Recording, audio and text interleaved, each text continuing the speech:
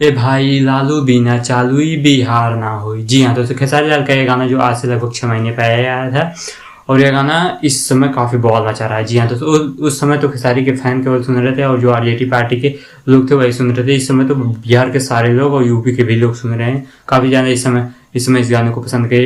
इस गाने को पसंद करने का मुख्य कारण यह है कि इस समय बिहार में जो बीजेपी की सरकार थी वो गिर चुकी है और वहाँ पे आरजेडी की सरकार बन गई। जी हाँ दोस्तों, आज से 2 दिन पहले नीतीश कुमार ने बीजेपी से अपना गठबंधन तोड़ के उन्होंने आरजेडी से अपना गठबंधन करके वहाँ पे आरजेडी की सरकार बना ली है।